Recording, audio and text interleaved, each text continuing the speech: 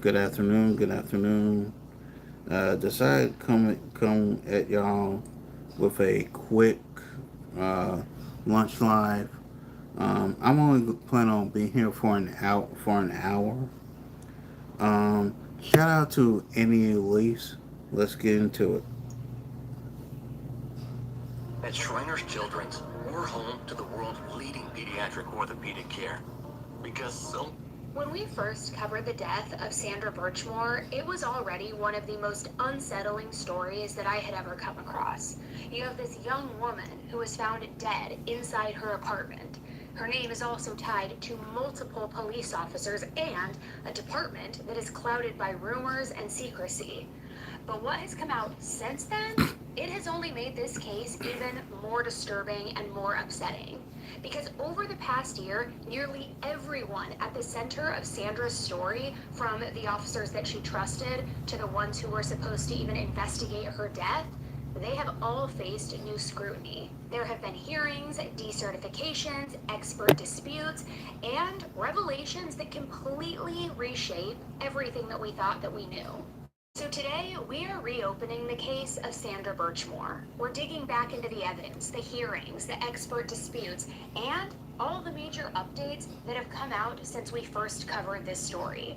And for this episode specifically, I think that it's really important that you hear Uh, I did not mean to do that. specifically, I think that it's really important that you hear the full story first. Everything that happened to Sandra, all of those original details, everything before we dive into the updates and where things stand today. That way, you'll understand just how significant these new developments are and how much they change what we thought we knew. Because at the end of the day, this is all about continuing to understand how so many people failed Sandra and whether real justice might ever finally be on the way. I'm Annie Elise, this is 10 to Life, and let's jump right in.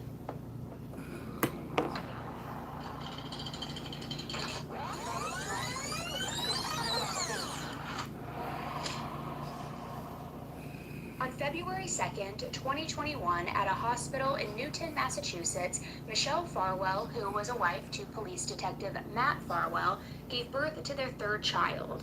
This happened at 9:25 a.m. However, 12 hours earlier, 34-year-old Matthew was 2 hours away. He was inside apartment 3307 in the Canton Woods Apartments, and he was visiting Sandra Birchmore, who was just 23 years old. Matthew was seen entering the apartment complex lobby at 9:14 p.m. and then exiting just 29 minutes later. Then, 12 hours later, while Matthew was holding his brand new baby boy, Sandra Birchmore, who was allegedly 3 months pregnant with Matthew's baby, was found dead. Stoughton is a town in Norfolk County, Massachusetts. The population is a little over 29,000 people, and the town is approximately 17 miles from Boston, and it's 31 miles from Providence, Rhode Island. Quiet little town would soon become the center of news articles and Reddit threads for the grooming of minors going on inside their Stoughton Police Department Explorers program. See, the Explorers program is a program within police departments nationwide which enables young adults to gain hands-on experience for a potential career in law enforcement. It's also a chance to network with employed law enforcement officials and even go on ride-alongs in their squad cars. This program never existed in Stoughton until Robert Devine took over in 2001, and the program blew up, and by 2011, more than 300 kids had gone through this program. The kids loved the program, and most kids even found a home within it, and Robert kind of took on like a fatherly figure role for most of these kids. He gave them a sense of stability that a lot of them had never had before. So in 2013, when 13-year-old Sandra Birchmore entered the program, she was one of those kids looking for stability and a father figure. Sandra was raised by her single mother, Denise Birchmore. However, Sandra's grandmother and aunt also lived with them and helped raise her. Now, Sandra had no relationship with her birth father, and her stepfather died when she was really young.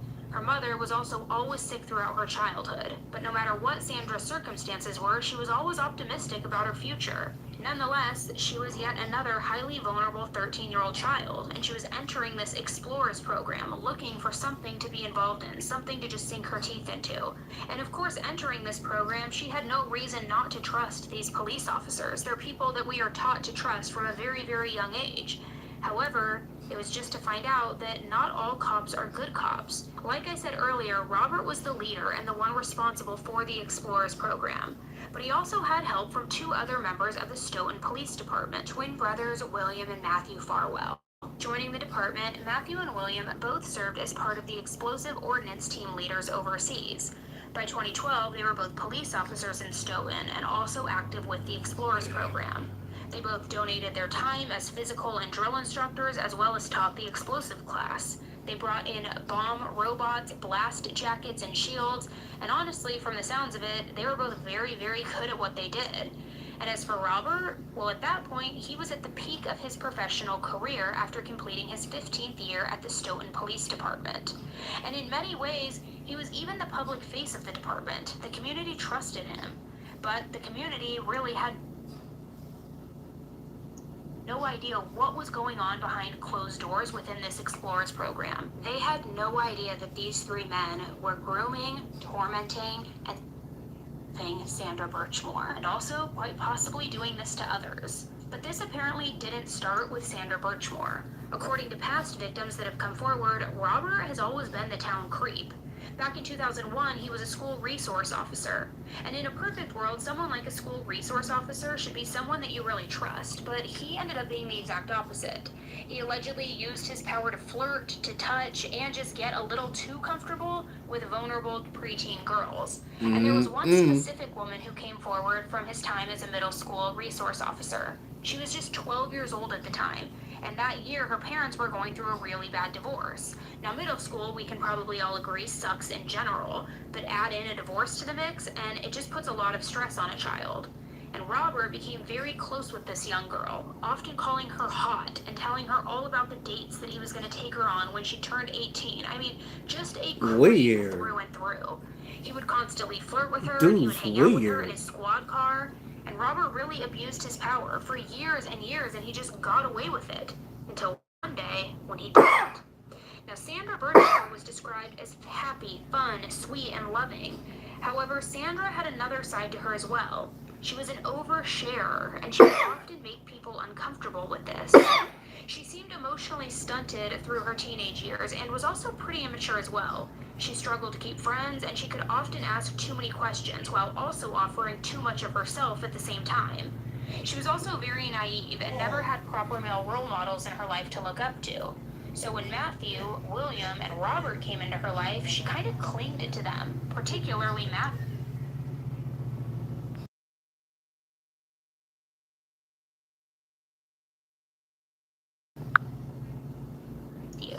Here it was, these guys in power, in powerful positions, these responsible, educated adults. Why wouldn't you seek their guidance, their attention, right?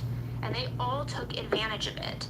So much so that Matthew and Sandra began a sexual relationship when Sandra was just 15 years old and he was 26 years old.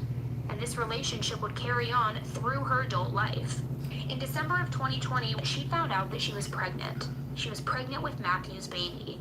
She was so excited, and she began telling everybody almost immediately. Now, at the time, she was working as a first-year's teacher's assistant at Sharon Middle School.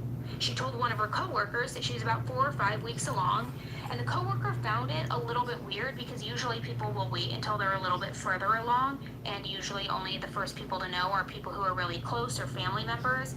But it seemed like Sandra was just over the moon, and she couldn't keep this excitement to herself. She had even reached out to friends that she hadn't spoken to in years to tell them about this pregnancy. She also told people at her apartment complex who she had only really spoken to a few times before. She was just so excited, and she wanted people to know.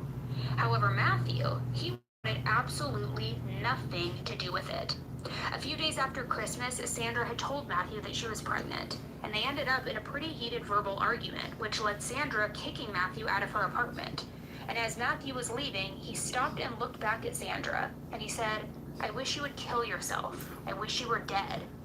Now, while the fight was a big one, it didn't make Sandra any less excited for this baby.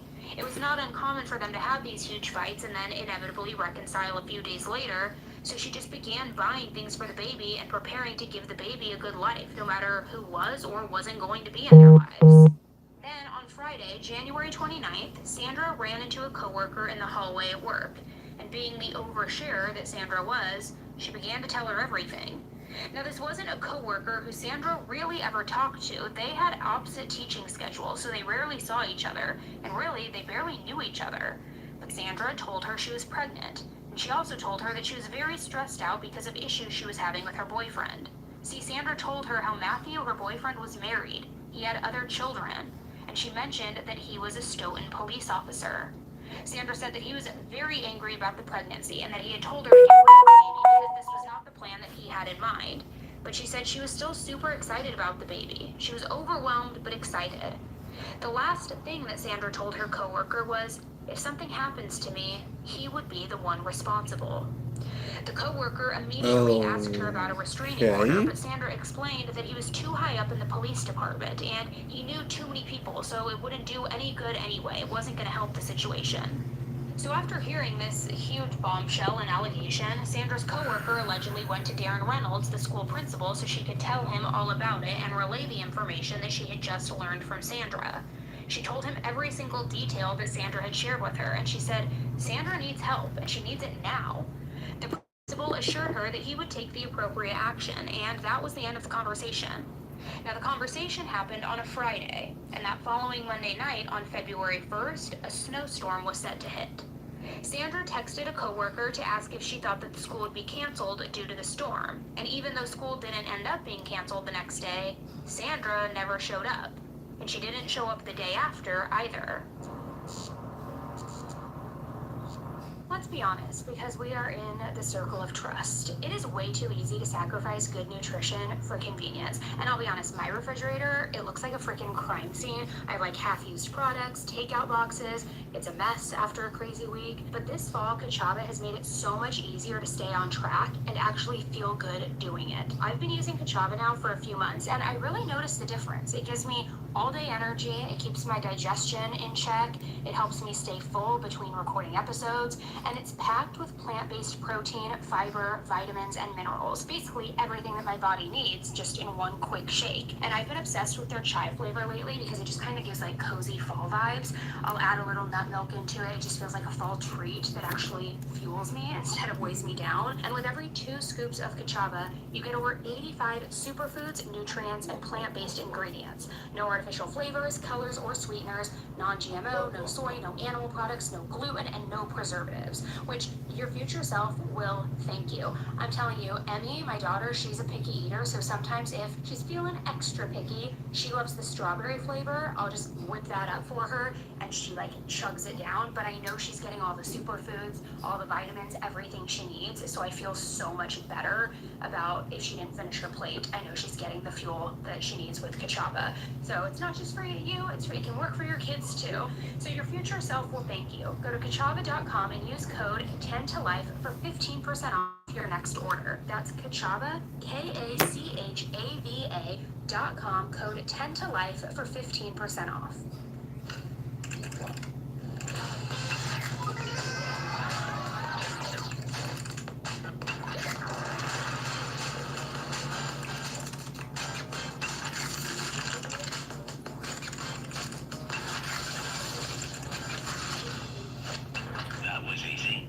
Council on American Islamic Relations comes under fire from the state of Texas, and it turns out that one of their branches was, in fact, paying some of the protesters/lawbreakers during the campus protest. Plus, we'll get to the latest on the Epstein files, the breakdown in the Republican Party, and all the rest. First, our best deal of the year is live right now. DailyWire Plus annual memberships are 50% off. Stop waiting. Go to dailywire.com/subscribe to join.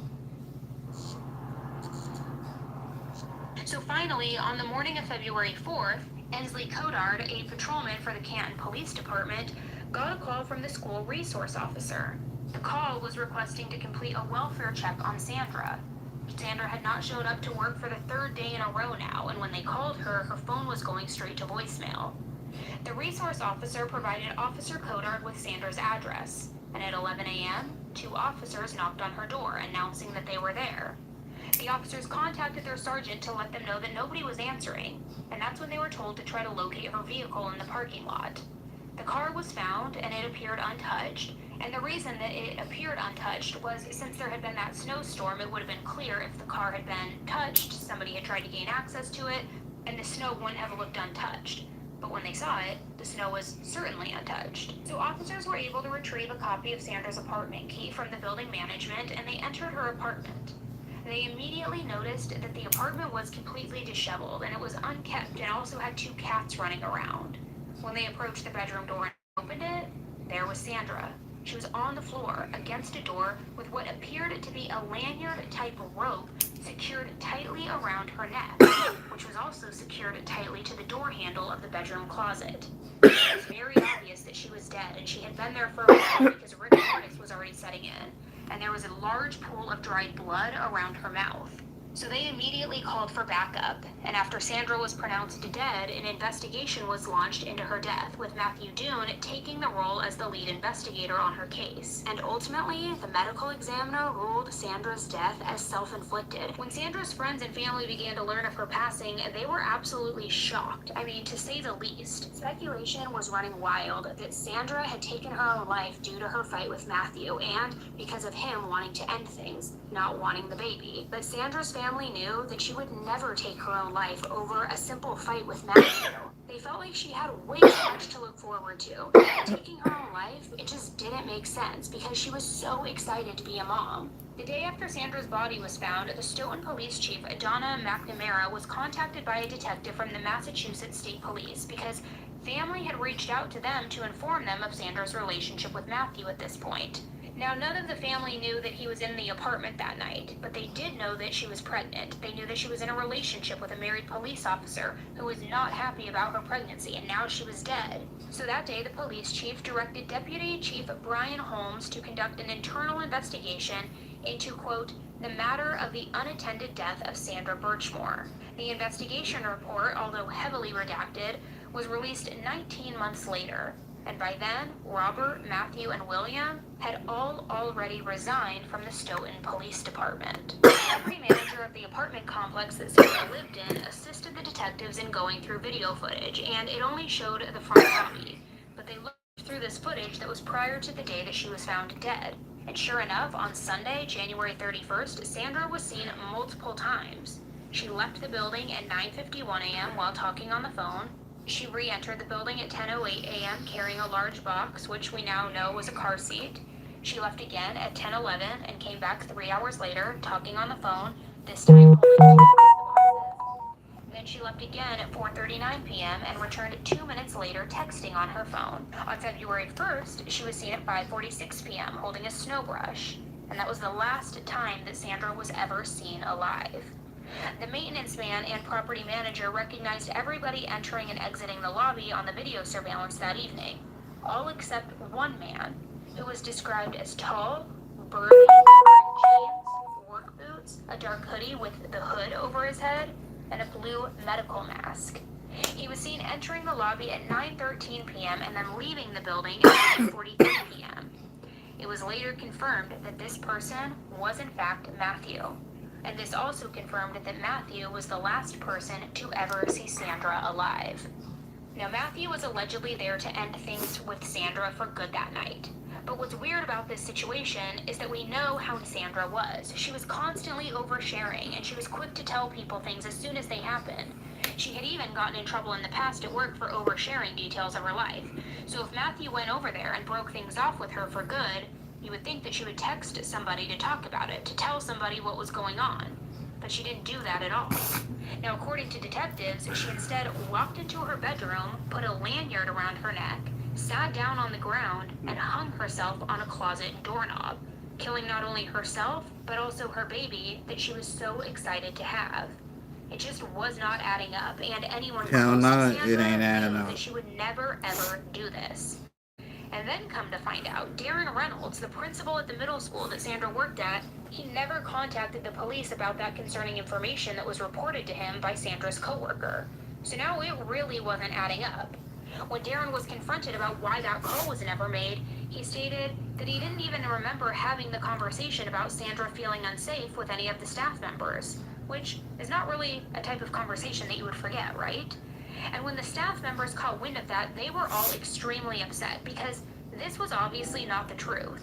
When Sandra's co-workers learned of her death, everybody was in shock, and they had staff meetings, and they were even offered counseling. However, as the days went on, nobody ever mentioned Sandra again, not even Principal Reynolds. There was allegedly no follow-up on their mental health, no asking about how they were coping with the unexpected death of one of their own. I mean, nothing. It was almost as if it never even happened, and that they, or Darren Reynolds, just wanted it all to go away.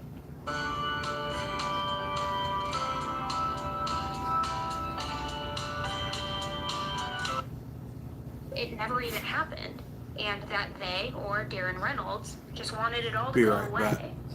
On April 8th, just over 2 months after her death, Robert, the head of that Explorers program, the one who spearheaded the whole thing, was interviewed by a couple of people, by a retired police chief and also a unit detective. And this was part of Stoughton's internal investigation into the death of Sandra. During the interview, Robert, of course, continuously denied that he had any type of relationship or contact with her, and at that point there had been no communication between the two of them ever found, and when he was informed of that, he said, "You won't find it." However, just over a month later, investigators were reviewing the contents of Sandra's laptop when a conversation thread was discovered in her Facebook Messenger. The profile that she was communicating with appeared to be a blocked or anonymous Facebook user. But based on the context of the conversation, they actually quickly learned that the user appeared to be Robert himself. The context led investigators to learn that this person was an attorney as well as a Stoughton police officer, just like Robert was. And there was discussion of meeting in all different locations throughout Stoughton, all while on duty in his patrol car. Now get this, the name of this profile, this Facebook profile, was noted as Marty Riggs. Just like that movie Lethal Weapon, where Mel Gibson played a police officer named Martin Riggs. So now we have 47-year-old Robert, head of this program that Sandra was in, using an undercover Facebook account of a fictional character, also he could communicate with Sandra and other minors in his Explorer group. And to make it even worse, sources stated that these messages were so graphic and explicit that they could not even be released to the public. A second interview with Robert was scheduled for mid-August. However, just 3 days before this interview took place, the police chief was notified that he had resigned from his recently demoted position as a patrol officer. His resignation was effective the next day. The resignation letter indicated that he was filing for retirement, and if there were any other further questions or areas to cover within the investigation, they needed to provide it to him in writing. So investigators sent Robert a letter with questions, and a few days later, Robert responded. He stated that he desired to cooperate and suggested that his account was hacked, which internal investigator leaders claimed was absolutely outrageous, not true. Robert retired about 5 weeks before the findings of the internal investigation was released, and in fact, he collected a full pension of nearly $5,000 a month. He's also still a licensed attorney in the state of Massachusetts. Now, during the investigation, detectives came across 2 letters in his personal file. One of the letters was from April 17th, 2014, and it was from the parent of one of the explorers in his program. In this letter, the police department and Robert in particular are commended and praised for what they were doing for the community. And that letter was from Sandra's mom, Denise Birchmore. Now, at the time that this letter was written, Sandra was 16 years old and at least a year into this sexual relationship with Matthew, another lead adult of this program. Matthew, of course, was also being investigated. And a few days after Sandra's death, he consented to a data extraction from his iPhone. And then a couple of months later, Matthew's work phone from the police department was also turned over and analyzed. There was no communication on either phone. However, they knew that there was some sort of communication because Matthew had stated in a previous interview that he deleted all of his communication with Sandra. So really, they just couldn't find it. It's not that it never happened. The report of the investigation was handed over to the district attorney, and then he put out a statement saying, after state police detectives and the medical examiner found no evidence of foul play in the death of Miss Birchmore, the Norfolk District Attorney's Office referred information developed in the death to the Stoughton Police Department for action. While prosecutors will review any additional information, it should be noted that in light of Miss Birchmore's death at age 23, the investigation to date has not developed a prosecutable statutory case against any individual. So at the end of 2022, Sandra's family filed a lawsuit against Robert, Matthew, and William for her wrongful death, alleging that the officers groomed her from her early teens into her adult life. And the civil suit named Matthew, William, and Robert as defendants in an ongoing scheme of grooming, misconduct, and negligence in a 10-year period. Sandra's family also sued the police department and the town. The suit claims that the Stoughton internal investigation found that Matthew had known Sandra since she was 13 years old and began having sex with her when she was 15 years old, which, by the way, definitely would have constituted as statutory rape, as the age of consent in Massachusetts was 16 years old. Police released their heavily redacted report on everything, which said that there was insufficient evidence to prove or disprove that Matthew violated any laws. In part because, quote, investigators would need the testimony of Sandra, who is deceased. Both the Stoughton report and the lawsuit said that William and Robert had similar sexual relationships with Sandra as well. Robert has risen to deputy chief before being demoted in 2016 over his allegedly improper handling of anti-harassment orders. He ran the Explorers program, and Matthew and William participated. Robert effectively established the guys as his understudies in using their positions and influence while on duty to engage in inappropriate behaviors with minors and with Sandra. In June of 2024, talk about the case began ramping up. This after Dr. Michael Baden, a former chief medical examiner of New York City, who was hired by Sandra's family, said that Sandra did not die by hanging, and that her cause of death was strangulation, and that the manner of her death was homicide. He pointed to the injuries on Sandra, including a fracture to the hyoid bone on her neck, which he stated is very uncommon in self-inflicted hangings. However, it is seen in about half of the homicides by strangulations of women. Now, in response to his claims, the Stoughton police chief released a statement saying, "I was profoundly disturbed and troubled by what I read."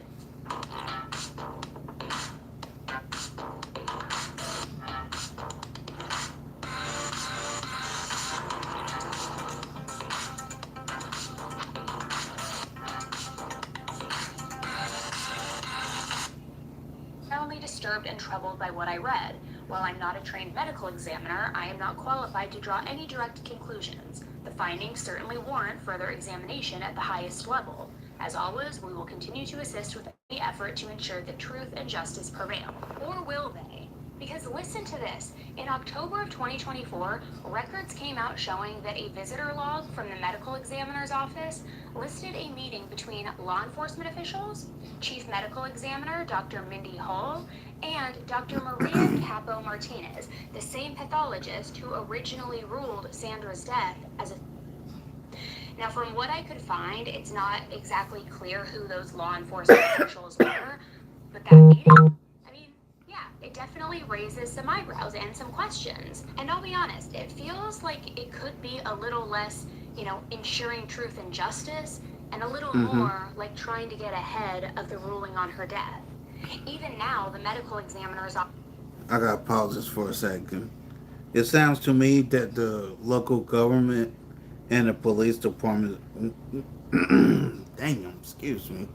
wanted to control the narrative.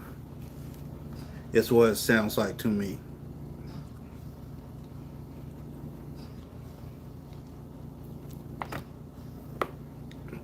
Still stands by its finding that Sandra's death was self-inflicted, and they have refused to change the manner of death on her certificate, even after multiple independent experts continued to say otherwise and that this was clearly a homicide.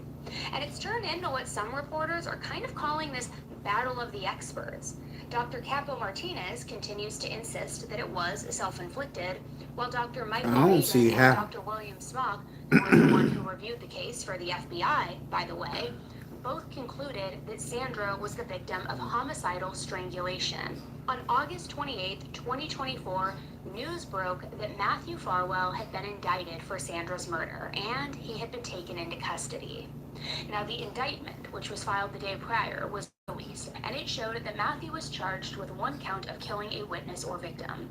It went into very great detail about the relationship that Matthew and Sandra had over the years, and it specifically said, Matthew, quote, used his authority and access to groom and then 15-year-old Sandra. Matthew continued to assault her in a sexual way after Sandra became an adult. And it continues to say that he continued to engage in an extramarital sexual relationship with Sandra until he killed her on February 1st, 2021. So a press conference that was held by the U.S. Department of Justice just a couple hours after this indictment was announced gave even more details about the motive and even the planning that Matthew had done leading up to the day that he killed Sandra. Less than 2 weeks before she was found dead, someone called the Stoughton Police Department and disclosed that Matthew Farwell had had a relationship with Sandra Birchmore.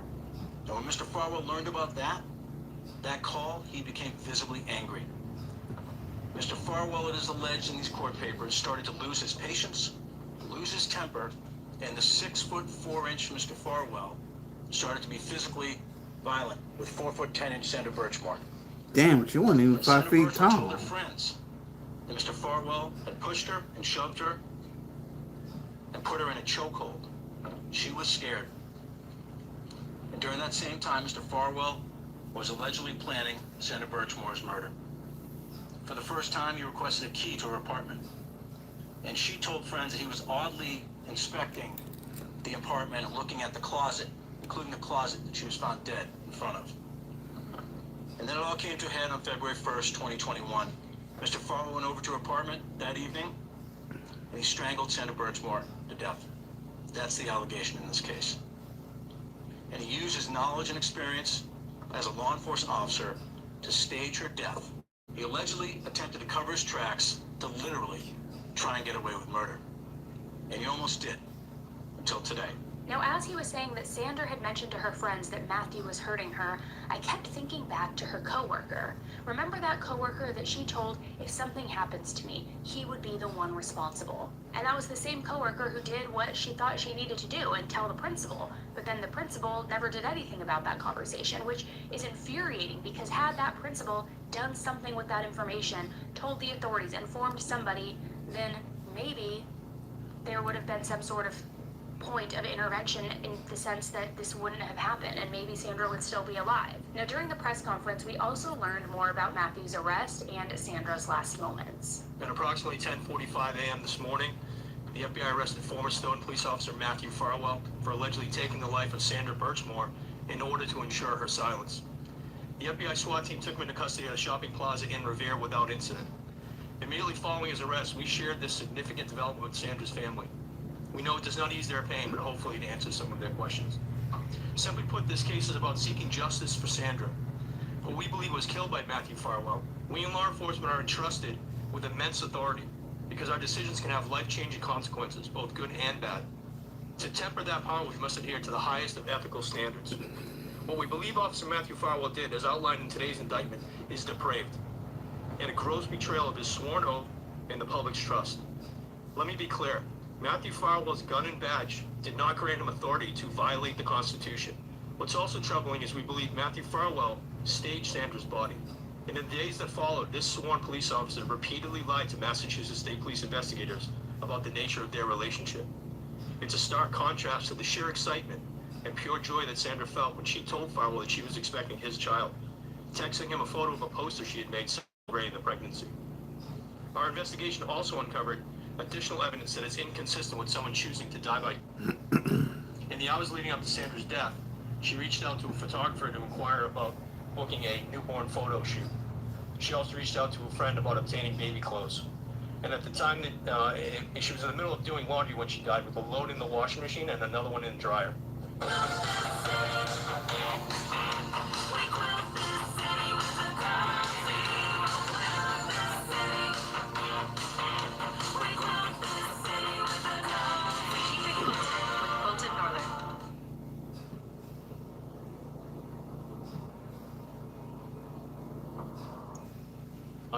She was in the middle of doing laundry when she died, with a load in the washing machine and another one in the dryer. I'm sorry, but anybody who is Hey, thinking of taking Crick. their own life is not. This is about a young lady by the name of Sandra Birchmore who, unfortunately, during her teen years, was groomed by mainly two police officers, but it turns out that there were three police officers that were messing with this woman when she was a teenager. Unfortunately, as she got older, one of the men she was messing with during her teen years got her pregnant when she turned 21. That guy wanted her to get rid of the baby. She decided to keep the baby, and unfortunately, that guy took her up out of here. And this is about how they tried to cover it up. Not try to cover, not just cover it up, but try to do a whole bunch of smoke and mirrors. I ain't gonna be here long. I'm just gonna be here for a little bit. I'm sorry, but anybody who is thinking of taking their own life is not preparing and getting baby clothing. They are Hell not no. preparing and scheduling a newborn photo shoot. They're not in the middle of No changing their way. laundry over from the washer to the dryer, which is what was happening when she was killed. And it was mentioned in the press conference. She was living life. She was literally taking steps in her daily life in those hours, not thinking of taking her own life. So now, not only did law enforcement release the indictment and then have that press conference, but they also released even more documents. Documents that would reveal things that most people never even expected. And I want to warn you, this gets graphic, disgusting, and outrageous, okay? So to start, as many people would expect, there was plenty of documentation of the conversations that Matthew and Sandra were having over text messages. And when I say plenty, I'm talking along the lines of over 32,000 text messages. Damn. It was clear in many of these text messages that Matthew was worried about it getting out that he essentially was grooming and sexually harming Sandra from a very young age. That's based on the fact that he consistently told Sandra to delete all of their messages because those messages were evidence of his misconduct. Now, some of those texts... Now, do people realize that you consider delete a whole test thread, but that whole test thread will indeed be up in the cloud? Or do people not know this? were them talking about the very first time that they ever had sex. And this first set of text messages took place in 2019, although the first time that they had sex was in 2013.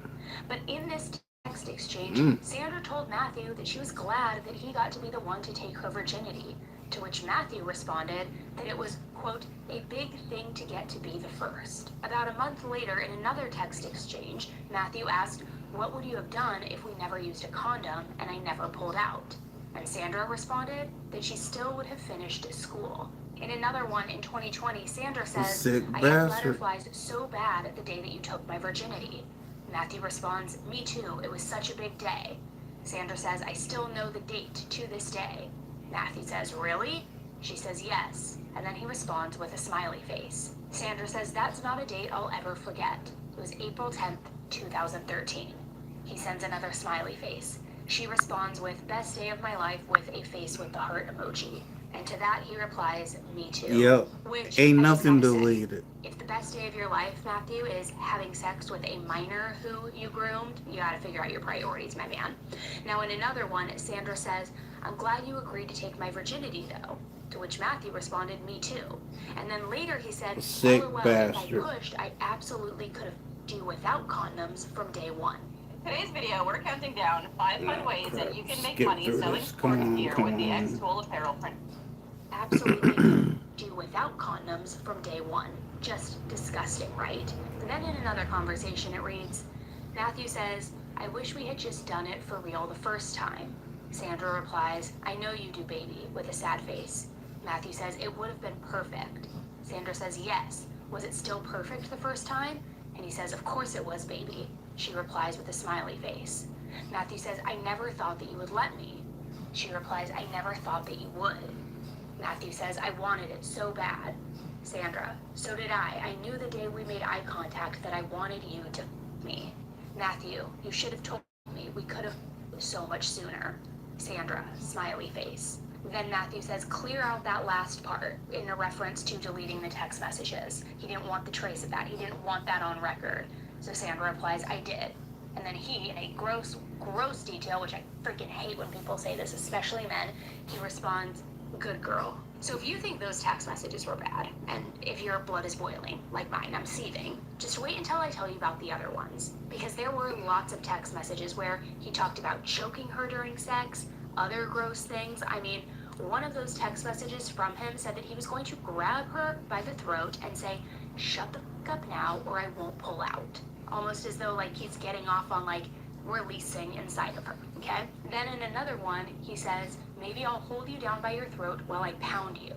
Then he asked her how tight he should squeeze. And then he said that he wanted her to feel like, You a weird oh my God, motherfucker, this is really dude. happening and I can't stop it.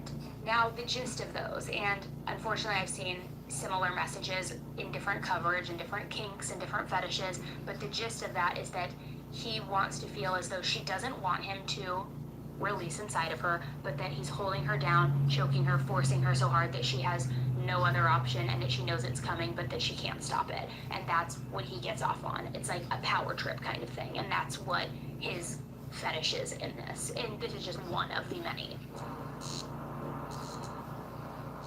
You know that feeling when you finally find activewear that actually fits you right? You know, no waistbands rolling down, no see-through leggings, no like weird camel toe. Okay, this is an things that ad. don't look good after 10 washes. Well, that has been my experience with Fabletics. And I Come had heard on. about Fabletics for years, but I'll be honest, I kind of always thought that it was like gimmicky or something. I was so wrong. I tried it and I didn't realize how much I would love it until I did. It's basically my into her room at night to assault her. So you're telling me not only are you grooming this young woman, this young girl, I should say, but you have these interesting and perverse, in my opinion, kinks with this young woman that you're trying to act out about releasing and about holding her down, about her having sex against her will. But now you're also gonna throw incest into that? And The you want her to roleplay what? that she's the younger sister, you're the older brother, and you're sneaking into her room at night. It is. Dude, you have went from weird to a sick ass son of a bitch to have that fucked up thought process. You need to be in jail. You know what? Screw that. You need to be up under the jail. They need to put you in a hole So and leave you deranged there. and so disgusting, I can't. And in one message, he talked about how he was going to pin her down. And then he said, quote, will you say, Matt, stop. I'm 13. I'm not ready for this. Oh my God. Please.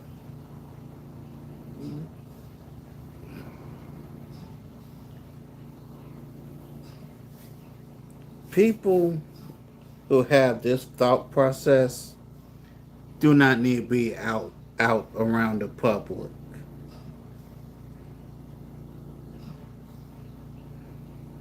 I'm just saying. Stop. So the fact that he was doing this with a young woman, that was part of his thrill as well. He wanted her to react and say, no, no, no, I'm not ready for this. I'm too young. It is so, I don't even know the word, guys. I'm like getting really, really worked up right now. It is so disgusting and so infuriating. For any human being, it would be disgusting to see these messages and to know that this behavior was going on. This guy was in law enforcement. He was running a group called the Young Explorers Program where. And here's my question. If I remember correctly, in order to be in law enforcement, they give you a physical and a psych evaluation. How did this guy pass the psych evaluation with this right here? There ain't no way this guy could have passed a psych evaluation. Ain't no way. Where He was taking children under his wing and trying to be the safe haven, the guy who was protecting them, the pillar of the community, the Ain't police no officer. way, He's man. the one. It is just. I need to collect myself for a minute. I'm sorry. It is just such a betrayal on so many levels. So many levels. Now, the thing is, in all of this, deleting those text messages wasn't the only length that Matthew was willing to go to ensure that his dirty little secret didn't get out. In October of 2020, Sandra learned through a friend that Matthew's wife was pregnant. And after learning that, she did two things. One, she drafted a text message to his wife that said, "I'm just messaging you to inform you that your husband Matthew has been cheating on you since before you guys were even married." And then two, she gave him an ultimatum. Now, it doesn't seem like she ever sent that text message to Matthew's wife, but the ultimatum that she gave him was that if he would have sex with her with the intention of giving her a baby, that she would not disclose their relationship. So basically, look, I won't blow up your life, I won't blow up your family, but you have to give me a baby. And then I'll say,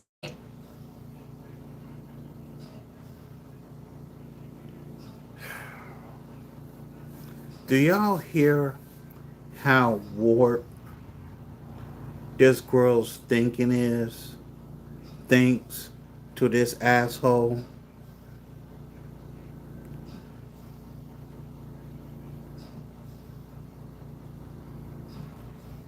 quiet.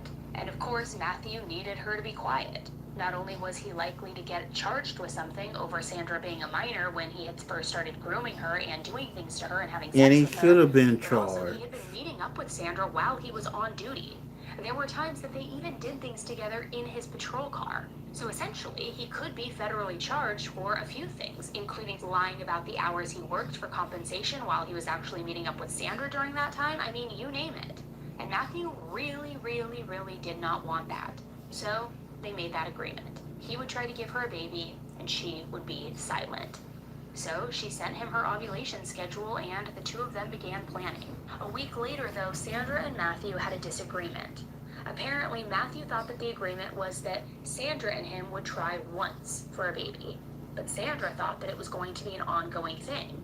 So over the next couple of months, they talked multiple times over text message about this baby thing. Then, on December 28th, Sandra sent Matthew that announcement text, and that included a poster saying, "We are going to be parents." Matthew was not happy about this, not in the slightest. His immediate response was, quote, "I literally have nothing to say right now.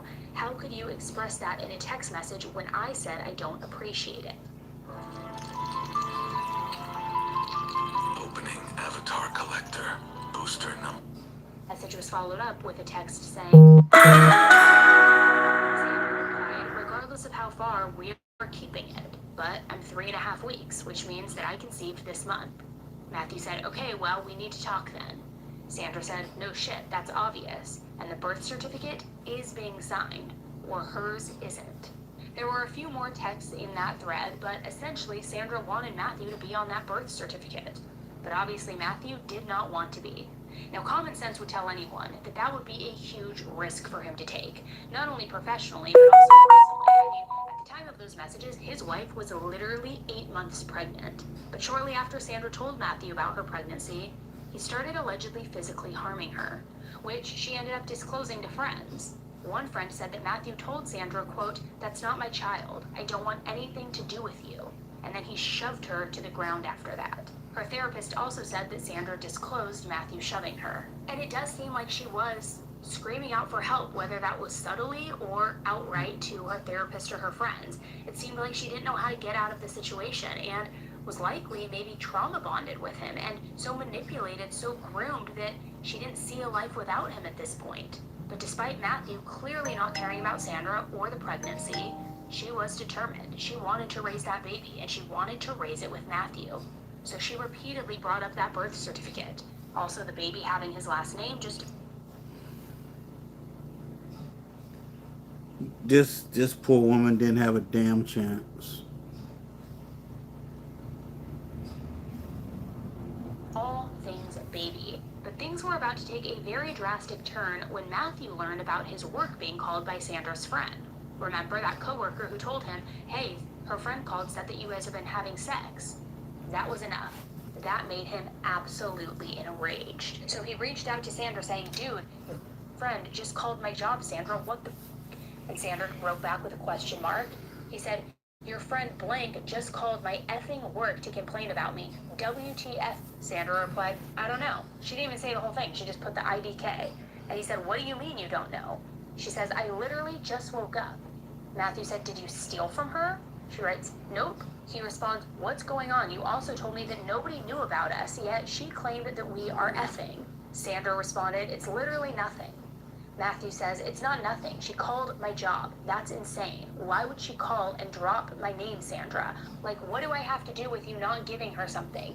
You have no idea how bad what she did is. I literally can't even believe that this is real life. Like, what else do I have to worry about now? Which other friend will do something tomorrow? So in these text messages, and this is just my opinion because I can't speak for Sandra, obviously, but she was giving these like one-word answers. It seems as though she was pissed off and maybe even a little bit removed, just being like, I don't know, not a big deal, question mark, like not my problem, that kind of thing. And it's clear that he was beginning to realize that he could no longer control her and keep her silent. But then it seems like things seemed to calm down a little bit. Well, at least to Sandra they did, because 3 days after that heated exchange, Matthew went over to Sandra's house. And in her words, he did a complete 180. He asked Sandra for a key to her apartment. He said that if she was ready to come around, he would be involved in the baby's life. And this key request for her apartment was a very big deal, because previously he did not want a key to her place. But now he did. And Sandra happily went and made him one the next morning. In text messages to friends, she said that she finally thought that he was coming around. But she had also told multiple friends that he had looked inside her closet and her bathroom and that it was really weird. She didn't know why he was inspecting her apartment, but now I think we can look back and see, you know, hindsight is 20/20 all the time, and he was looking around, he was trying to figure out where things were, the configuration, maybe he was beginning to plot, plan. He was also trying to pretend that he was happy and that he would come around to keep her close, get a key to her apartment so he could allow himself entry. All of the signs of premeditation. Now, over the next few days, they talked about the baby, and like usual, Sandra was happy and excited. She even asked him if she could share the baby names, but his response was that it needed to be an in-person conversation.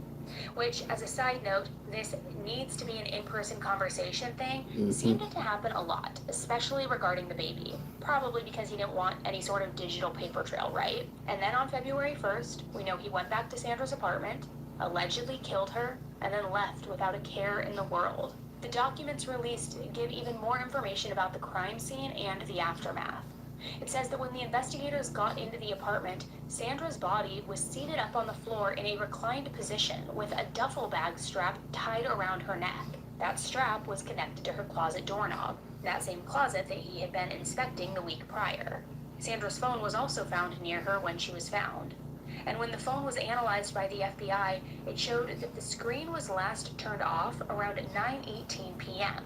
Now remember, Matthew got to her apartment around 9:14 p.m. Then at 9:40 p.m., the phone picked up somebody taking about 8 steps. Matthew left at 9:43 p.m., meaning that Sandra had to have been dead by then. So were those 8 steps he took to stage the phone? I mean, we know that Sandra was constantly on her phone, so did Matthew think that by having her phone a few inches from her body would look less suspicious? Maybe it would look like she had her phone in her hand and then dropped it as she was dying? Maybe he tried to access it to leave a note in it? Who knows? Sandra also had a necklace that she wore every single day. After her death, her family found that necklace lying on the bedroom floor, right where she was. The necklace chain was broken, but not the clasp. It also had a large clump of hair on it, which clearly to them indicated a struggle.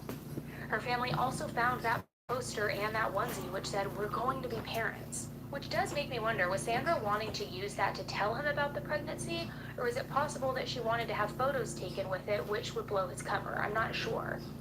But in any event, a couple of days after Sandra's death, Matthew was interviewed. And in that interview, he said that he and Sandra did have a sexual relationship, but that it had only started in 2020. Also, that he had only had sex with her 2 or 3 times in 2020. Not only that, but he also said that this baby could not have been his, because he and Sandra hadn't had sex in months, not since October to be specific. And she wasn't far enough along that the baby could have been his. We know that he consented to a search of his phone, but what we also know now is that he used his work phone to make 2 Google searches. Huh?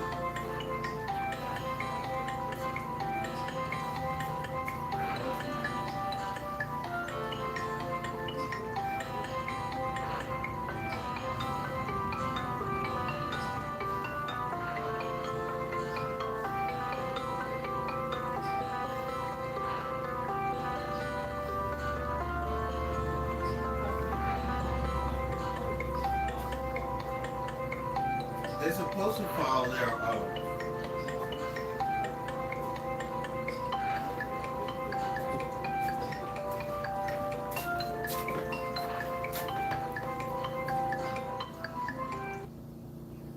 Two Google searches. One was, can deleted iMessages be recovered by Cellbrite? And number two, can you revoke consent in Massachusetts? Some pretty loaded searches, right? So it seems like maybe he was worried about this exact thing happening and wanted to figure out if he could get his phone back or if there was any way that law enforcement wouldn't be able to find out. Which at that time, they supposedly didn't find all of those text messages. And it never ceases to amaze me how people will think that by wiping their phone, factory resetting it, thought it was Stephen Stearns and the Madeline Soto case, that they actually are getting off scot-free. There's technology, people. There is technology and forensic specialists who will extract the data. So, know that, you know? Now, another autopsy was more recently done on Sandra's body by somebody named Dr. Smock. And Dr. Smock came to the conclusion that Sandra's death was not consistent with that of a self-inflicted death. He went over the differences between how things would look if she did it to herself versus if it was done to her. But one of the biggest things that he said was that there was skin missing from the inferior and lateral aspects of her nose that is consistent with abrasions. Also, that these types of injuries are commonly seen in cases of suffocation when the victim moves their nose back and forth in an effort to breathe. He came to the conclusion that the cause of her death was asphyxiation. But one of the saddest parts of these documents is the description of how Matthew abused Sandra. There were journal entries that were made by Sandra that he would tell her if she had bad grades, or if she had sex with other people, or if she didn't share her phone location with him. He needed to know where she was at all times. I mean, talk about ultimate control, that he would punish her in such control and manipulation. Physical, sexual way. If he didn't know where she was, if she didn't get good grades, if she had sex with other people, like, it's so sick and twisted. Multiple text messages also showed him asking her about her phone location being turned off. There were also other texts that proved that he would use sex as a way to punish her. One time he even texted her, "You would have to take a serious pounding to make me happy." And then he told her, "You owe me 3. I'll give you a break and I'll spread them out." Sandra responded, "Please, not all the same day." Matthew said, "No, I'll give you a week so you can feel it. And then as soon as it goes away, you'll get it again so you'll feel it for like an entire month." Sandra said, "It's not going to be a fun month." And Matthew said, "Not for you." Another time they were texting and Sandra asked Matthew what would be perfect for him. What would be absolutely perfect for him? And he said what would be perfect for him is, quote, "When you say no and make me take it." Full R word. So when Sandra said that she was open to doing that, he said, "It doesn't matter. I'll do whatever I want anyways." Again, just full power, control, and manipulation over this young woman. Now here's where things get even worse. During the search of his phone, the FBI found several memes about necrophilia. Almost like he had this obsession with it. Now one meme said, "What does a pulse and an orgasm have in common?" And then it was followed by, "I don't care if they have either." Gross, right? Another one talks about how you have sex on a waterbed with sick a as corpse. hell. It feels like, quote, "they are participating" because of the movement. Gross, right? Like, what kind of freak enjoys this? Not only that, but there were also memes about strangulation, which is how Sandra died. It's just gross and quite frankly scary. I mean, this guy was a clear predator through and through, not only through his action, but through his searches, the material on his phone, his fetishes, what he did. I mean, the worst of the worst. So now I want to jump into where this case is standing today and all of the updates that we have learned since the original episode came out, which includes a pretty major DNA bombshell if you haven't heard about it yet. But before we get into all of that, I do want to quickly circle back to something that I mentioned earlier that I thought was kind of wild. Remember the whole Battle of the Experts situation that I was talking about? How in March of 2025, the medical examiner's office was still standing firm that Sandra's death was self-inflicted, even while multiple independent experts said that it was clearly a homicide? Well, I looked back into that because I figured that, okay, well, by now, with Matthew already charged and sitting in jail for Sandra's murder, surely they would have had to have updated her death certificate, right? Well, come to find out, that is not the case at all. Because get this, because Sandra was cremated, there is no way for anyone else to re-examine her body. So until Dr. Capo Martinez, the original pathologist, reverses her finding, which for some reason she still hasn't done, Sandra's death certificate still is going to officially list her death as self-inflicted, even though the man accused of killing her has already been indicted for her murder. Which, how on earth does that even make sense? Somebody is literally being charged with her murder, yet her death certificate is going to say that she did this to herself? It makes no sense. And if somebody out there can please explain it to me, please do so, because I cannot seem to wrap my head around this one. Now, before I completely go off the rails, I want to move into the rest of these updates, which I want to warn you, they are pretty heavy and there is a lot to unpack here. So I'm going to do my best to get to everything and just go in order and give you all of the updates. And just as a recap, because I know I've thrown a lot of names and a lot of information at you throughout this episode, here's a quick reminder of who we're dealing with here. We of course have Matthew, who was indicted and charged with Sandra's murder. We then have his twin brother William, who was also a part of the local police department. Then we have Robert Devine, that other police officer that I mentioned at the very beginning of this episode. And there's also a new name that you'll be hearing, Joshua Heel. And he comes into the picture a little later on, and I'll get to him in just a little bit here. But I want you to remember that Matthew, William, and Robert were leaders in this department's Explorer program, the program that Sandra joined when she was just 13 years old. And this next update is about William particularly. In September of 2024, William agreed to permanently surrender his Massachusetts law enforcement certification. This was after the investigators found that he had lied about his relationship with Sandra because he had claimed that their last encounter was back in December of 2020. They told a very different story. In fact, they told a story showing that the two of them had sex in January of 2021. Just 3 weeks before Sandra was killed. Investigators also found that from April to December of 2020, William had been exchanging sexually explicit messages with Sandra, sometimes even while he was on duty.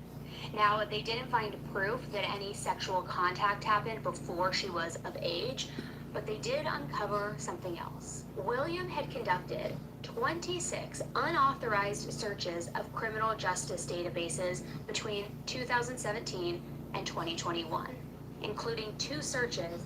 This Jordan, professional gymnast, self-proclaimed sneakerhead, student and hero ambassador. 17 and 2021, including 2 searches that involved Sandra. Now, this is just another example of how deep this pattern of misconduct truly ran inside that department.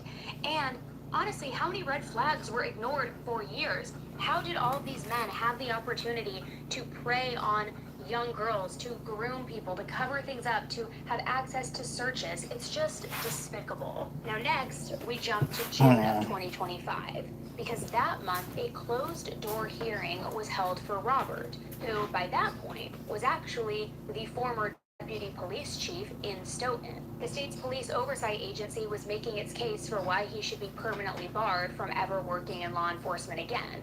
Robert had been fighting efforts by the Massachusetts Peace Officer Standard and also the Training Commission, or POST, to revoke his certification. And as I mentioned earlier in this episode, when investigators first interviewed Robert, he claimed he had never communicated with Sandra online, and that he only had had limited contact.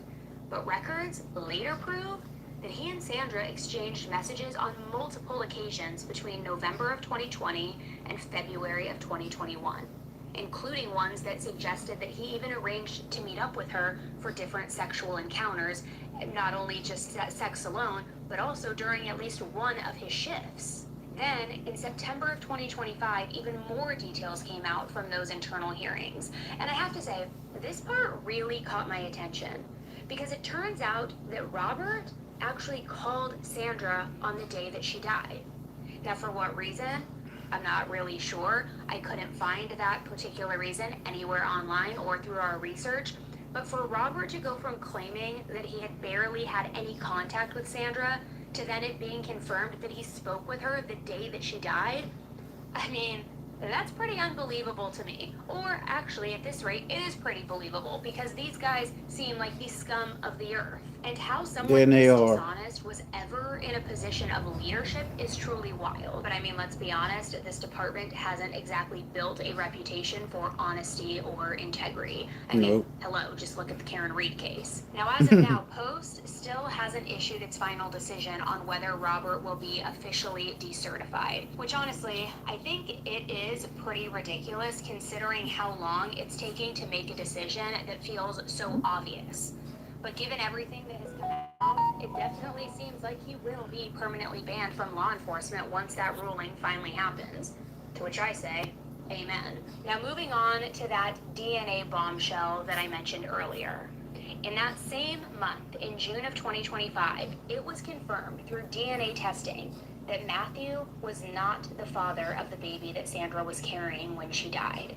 Which, I will be honest, that detail floored me. It shocked me and a lot of other people too. Everybody thought this baby belonged to Matthew, that was his motive for murdering Sandra. And even though the DNA results confirmed that the baby wasn't his, legal experts say it doesn't really change the case against him. Prosecutors argued that it was never about who the father actually was, obviously not.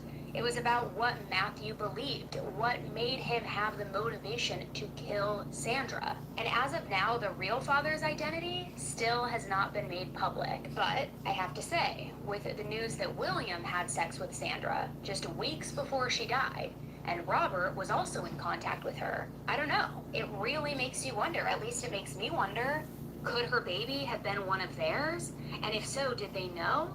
Did Matthew tell them that Sandra was pregnant before he decided to go and take her life? Did he, in this roundabout way, do them a solid because it really was their baby, not his, but he thought it was his? I mean, could they maybe have even had some sort of role in all of this? Not necessarily in the murder, but maybe, or certainly the cover-up of trying to protect Matthew and make this look like it was self-inflicted, because they also had plenty to lose if it came out that they had been talking to her for so long, grooming her, arguably having sexual relations with her, perhaps even underage. I mean, there would be motivation for them to protect one of their own, right? So it just adds yet another layer of unanswered questions to an already devastating and heartbreaking case. And speaking of unanswered questions, this is where that other name that I mentioned earlier, Joshua Heel, finally starts to come into the picture. Because in once again, June of 2025, a Norfolk Superior Court judge agreed to pause the ongoing wrongful death lawsuit that was filed by Sandra's aunt, Darlene.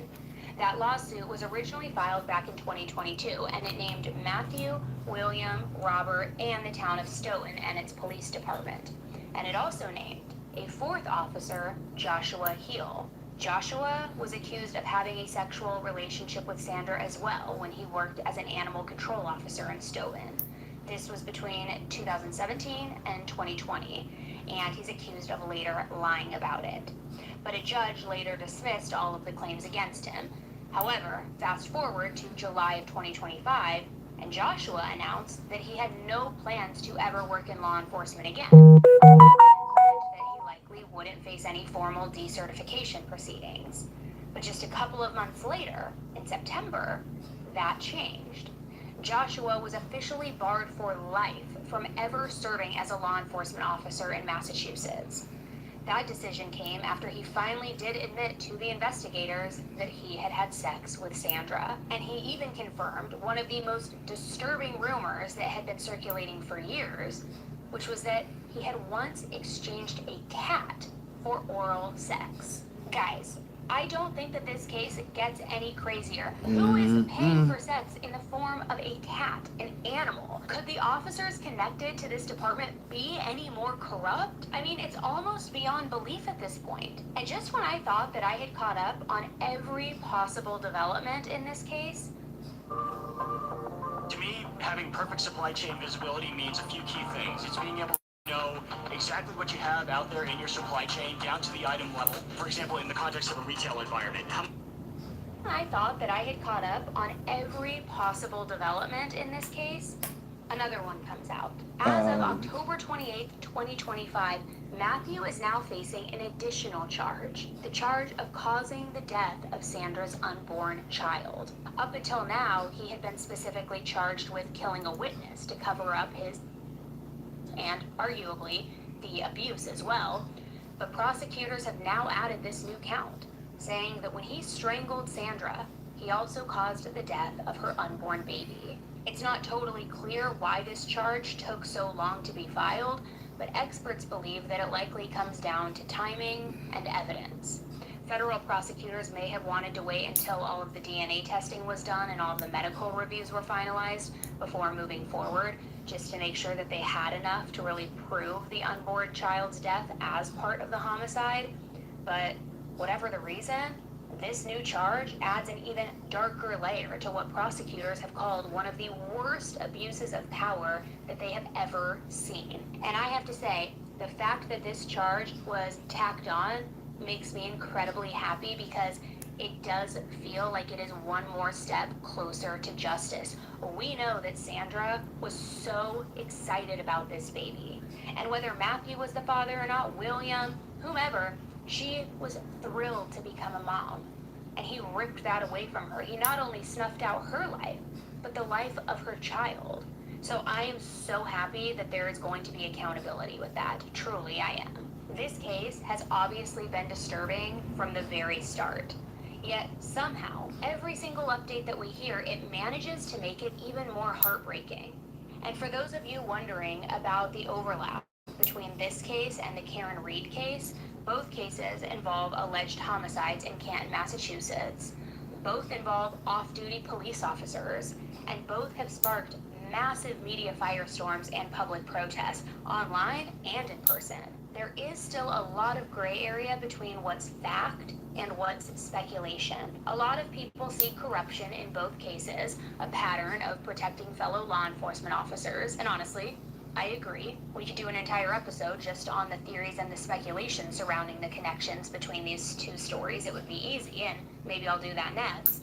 But one thing I do want to mention that is not speculation, that is not rumor, but rather fact, is the involvement of State Trooper Nicholas Guarino, and he worked on both cases. In Sandra's case, he initially failed to identify any messages from Matthew's phone to Sandra, which investigators later revealed that there were over 32,000 messages between the two of them from December 2019 until her death in February 2021. And Nick was also accused of mishandling digital evidence in the Karen Reed investigation, which we all know how that investigation shook out, right? So take that as you will. I just wanted to flag that quick overlap, and I'm sure that we will be hearing a lot more come out as we get closer to Matthew's trial, maybe even with Karen's civil trial, who knows. But all of that brings us up to where we are today. Matthew is currently in federal custody. He's being held without bond because prosecutors say that he's both a danger to the community and he's a flight risk. His trial is officially scheduled for October 5th, 2026, and it's expected to last around 4 weeks. But there are still major things to keep an eye on and to watch for. Will prosecutors seek the death penalty? How will the new charge for causing the death of Sandra's unborn child factor in?